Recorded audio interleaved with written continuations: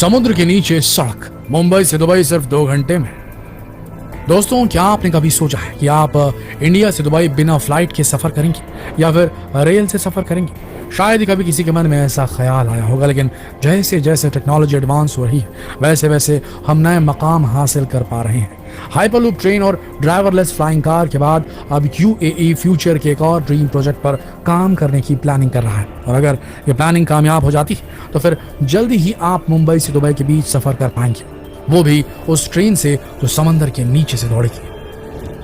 कहते हैं transportation is transformation, यानी अगर किसी देश या किसी इलाके को डेवलप करना तो वहां ट्रांसपोर्टेशन को डेवलप कर दीजिए, फिर देखिए वो देश या इलाका खुद ब खुद कैसे डेवलप हो जाएगा।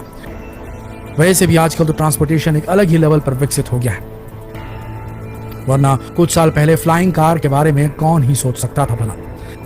डेवलपमेंट के इस दौर में अब भारत भी तेजी से अपने कदम आगे बढ़ाने लगा है। मुंबई से अहमदाबाद के बीच बुलेट ट्रेन का काम इसी ओर भारत का एक कदम है, और सब कुछ ठीक रहा तो आने वाले वक्त में भारत का आम आदमी हाई स्पीड ट्रेन की मदद से मुंबई से दुबई तक का सफर भी कर पाएगा, वो भी महज 2 घंटे में। यहां तक तो बात फिर भी ठीक है, लेकिन जो बात सबसे ज्यादा हैरान करने वाली है वो ये है कि ये ट्रेन समंदर के भीतर से गुजरेगी, यानी ये under water high speed train होगी जो भारत को यूएई से जोड़ेगी। दोस्तों, ये ultra high speed under water rail network बनाने की बड़ी पहल हुई है यूएई की तरफ से। अबू धाबी में हुए इंडिया यूएई कॉन्क्लेव के दौरान नेशनल एडवाइजर ब्यूरो लिमिटेड के मैनेजिंग डायरेक्टर और चीफ कंसल्टेंट अब्दुल्ला अल शेही ने इसका खुलासा किया है। उनके मुताबिक ये रेल रूट करीब 2000 किलोमीटर का होगा, जो भारत के मुंबई और यूएई के फुजैरा शहर को आपस में कनेक्ट करेगा, वो भी अरेबियन सी के भीतर से होता हुआ।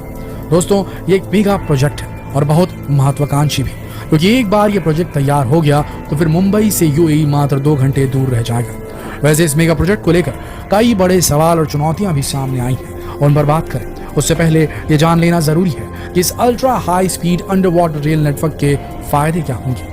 तो सबसे पहला फायदा तो यही होगा कि आम आदमी भी मुंबई से दुबई और दुबई से मुंबई का सफर कर पाएगा, वो भी महज 2 घंटे में।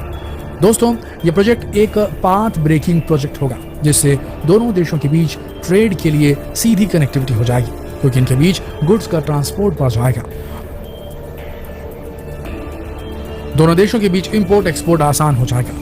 अगर ये प्रोजेक्ट कामयाब हो जाता है तो सबसे इंपॉर्टेंट ये होगा कि कच्चा तेल सीधे भारत पहुंचेगा। आज तेल की जो कीमतें हैं हमारे देश में, उसे देखकर समझना मुश्किल नहीं कि ये प्रपोज्ड रेल रूट भारत के लिए कितना फायदेमंद हो सकता है। बदले में भारत से मीठा पानी सीधे दुबई तक पहुंचाया जा सकेगा। आज दुबई अपने पीने के पानी की जरूरतों को पूरा करने के लिए खारे पानी को मीठे पानी में बदलता है या फिर क्लाउड सीडिंग की मदद लेता है।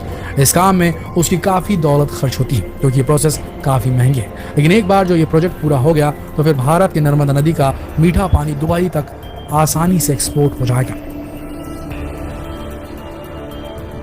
यानी भारत को यहाँ कम कीमत पर कच्चा तेल मिल जाएगा, वहीं दुबई को कम कीमत पर पीने का पानी नसीब हो जाएगा।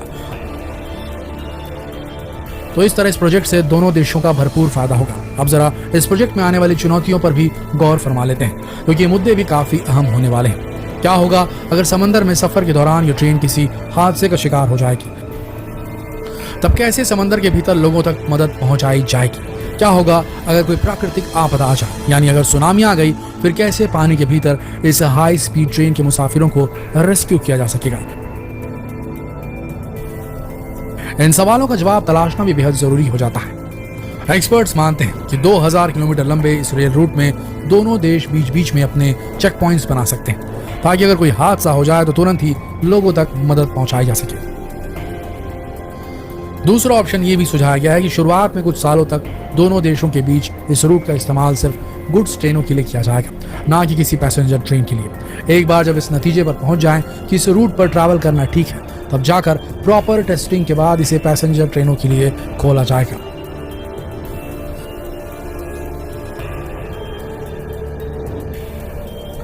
दूसरी चुनौती यह है कि अगर सुनामी आ जाए तब कैसे रेल रूट पर होने वाली अनहोनी को टाला जाए। एक्सपर्ट्स ने इस सवाल का भी जवाब दिया है, जिनके मुताबिक दोनों देशों को साथ मिलकर समंदर के बड़े हिस्से में एक अलार्म सिस्टम डेवलप करना पड़ेगा, ताकि सुनामी जैसी प्राकृतिक आपदा की भनक लगते इस अंडर वाटर रेल रूट को तुरंत सस्पेंड किया जा सके, या फिर आज की हाईटेक टेक्नोलॉजी की मदद से इस रेल रूट को इतना एडवांस्ड और मजबूत बना दिया जाए जो इस किस्म की आपदा को झेलने में सक्षम हो। वैसे भी दोस्तों, आज के ज़माने की हाईली एडवांस इंजीनियरिंग टेक्नोलॉजीज को देखते हुए ये सब इतना मुश्किल भी नहीं है। ऐसा नहीं है कि इस तरह के किसी अंडर वाटर रेल प्रोजेक्ट की बात पहली बार हो रही है। आपको बता दें, मुंबई से अहमदाबाद के बीच जो बुलेट ट्रेन का काम चल रहा है, उस रूट का भी एक हिस्सा समंदर के भीतर से गुजरने वाला है, जिस पर फिलहाल काम भी चल रहा है। वहीं चीन भी अपने देश को अमेरिका से जोड़ने के लिए एक रेल नेटवर्क पर काम करने की प्लानिंग कर रहा है, जिसका बड़ा हिस्सा समंदर के भीतर से गुजरने वाला है। चीन के मुताबिक ये रेल रूट रूस और कनाडा से होते हुए अमेरिका तक जाएगा।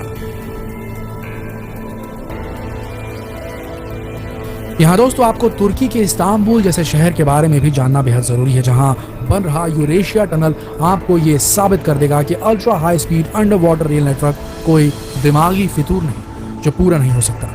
दरअसल ये शहर यूरोप और एशिया के बीच एक कड़ी की तरह है जो इन दोनों कॉन्टिनेंट्स को आपस में जोड़ता है। हालांकि इसके लिए शहर में महज 2 सस्पेंशन ब्रिज है जिसके जरिए यूरोप और एशिया आपस में जोड़ते हैं, लेकिन यहाँ का हैवी ट्रैफिक लोगों का बहुत ज्यादा वक्त खराब करता है, जिससे ट्रेड में भी काफी नुकसान झेलना पड़ता है। बस इसी कमी को पूरा करने के लिए, इस परेशानी को दूर करने के लिए एक ऑल्टरनेटिव रूट बनाया जा रहा है जो अंडर वाटर ऑपरेट होगा। ये यूरेशिया टनल है, $1.25 बिलियन में बन रहा सुपर हाईवे जो करीब 1.5 घंटे की दूरी को महज 15 मिनट में समेट लेगा। ये टनल 3.4 किलोमीटर लंबा है, जिस पर बहुत तेजी से काम चल रहा है। इसके लिए पानी के भीतर मौजूद चट्टानों में भी छेद करके रास्ता बनाया जा रहा है। आपको बता दें, इस्तांबुल अर्थक्वेक प्रोन जोन है, मतलब यहाँ अक्सर भूकंप आते रहते हैं। बावजूद इस टनल को ऐसे डिजाइन किया गया है कि ये बड़े से बड़े भूकंप को भी आसानी से झेल ले। टनल को बनाने में जुटे इंजीनियर्स भी ये मानते हैं कि इस टनल को बनाने में जो टेक्नोलॉजी यूज की जा रही है वो भूकंप के फोर्स और सुनामी की तबाही को भी आसानी से झेल सकती है और टनल को इससे कोई नुकसान नहीं पहुंचेगा। दोस्तों, अगर तरक्की करनी है तो इमेजिनेशन के पार जाना ही होगा। अब भारत भी फ्यूचरिस्टिक मोड्स ऑफ ट्रांसपोर्ट पर भरोसा करने लगा है। ये समय की डिमांड भी है, क्योंकि अगर भारत को डेवलपिंग नेशन से डेवलप्ड नेशन की कैटेगरी में आना है तो नामुमकिन को मुमकिन करके दिखाना ही होगा। तो दोस्तों, आपकी क्या राय है इस बारे में? क्या भारत को मुंबई से दुबई को जोड़ने वाले इस रूट पर जल्द से जल्द काम शुरू करना चाहिए, या फिर इसमें आने वाली चुनौतियों को देखते हुए इसे ठंडे बस्ते में ही पड़े रहने देना चाहिए? अपनी राय हमें कमेंट करके जरूर